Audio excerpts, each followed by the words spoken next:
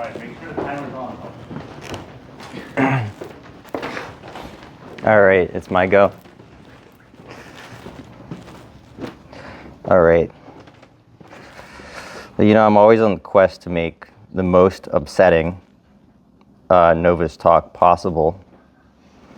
So today's talk is why you can't live code. But don't worry, it's for fun and profit. It's about if you like either one of these things. That's a really tiny display. Hold on, you got to reset my timer. I'm not presenting yet here. This is not a presentation.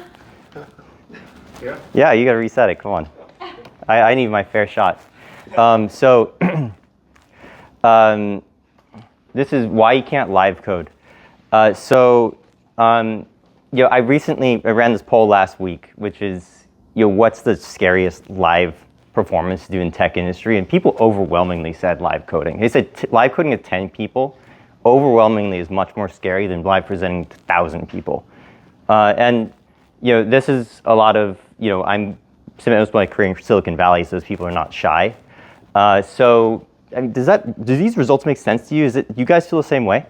I can see a couple nods around the room. All right, so maybe. But why, I don't know, why is this such an obsession of developers? Why do we care so much about getting good at this super obscure media format of live coding? I think it actually makes sense because it's very hard, but the results are amazing. One of the most famous and beloved engineers of our generation, Andrej Karpathy, essentially has gotten famous off of being one of the best communicators that explained how to do neural net programming, basically, amongst other things. But it feels like a completely impossible mountain of skill to climb if you maybe weren't trained to do this originally, because as it so happens in North America, at least, we train programmers in silence, largely, right? So there's no verbal fluency to programming. If you're in the North American culture, we do not learn conversationally. This is not true everywhere. In fact, and I realized I was very weird because when I was a professional, I was trained to pair program. That's my first professional experience. All pair programming, every single day, all day. And that's a different thing to learn because it's essentially equivalent to becoming conversationally fluent in a very technical dialect of English. And we know that the only way to do that is actually immersion and just rigorous practice every single day. And so this is actually pretty straightforward, but it is very hard. Very, very hard. And also, what exactly is that activity of building fluency? Well, I alluded to it just a little bit before, but it is actually pair programming. So if you think about live coding, essentially you have to be so natural at pair programming that you can kind of act like somebody's perfect co-pilot, even if you can't watch their facial expressions or feel them in the room. So you have to do it with much lower fidelity of social communication. So that's even harder than actually doing real-life one-to-one pair programming. But yeah, so now you know what you got to do if you want to be good at this media format, which is you got to find a pair programmer and maybe put in a couple hundred hours with them. And at the end of that, this might feel a whole lot more natural. Any questions? What's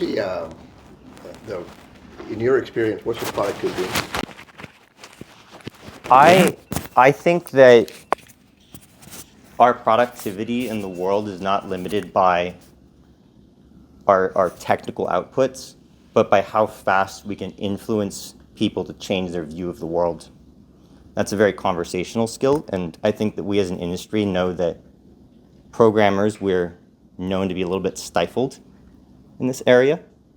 And I think a lot of that is due to the fact that we make programmers learn their trade in silence, which is very different from every other major trade we do in Vancouver, like construction, welding, and these sorts of things. Like an apprentice program. Yeah.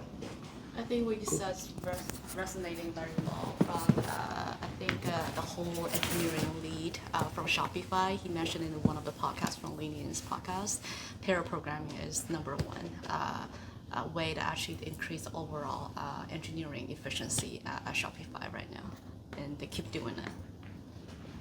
Yeah, I mean I didn't know about that. I think it's very interesting. I didn't know there was a Canadian company that adopted pair programming. I believe that in my heart personally. It increases productivity. I just don't have the numbers. Anybody else? Can't you just substitute this for just going on Twitch? The question was, because I have a microphone, can't you just present on Twitch? I think some people probably could go straight to Twitch and be successful, like especially if they're already like really kind of adept communicators.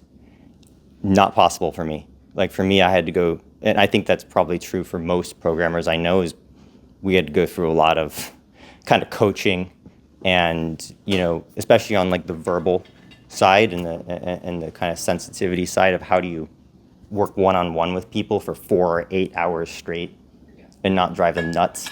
It's kind of hard. Programming takes a long time. All right, thank you. Tell us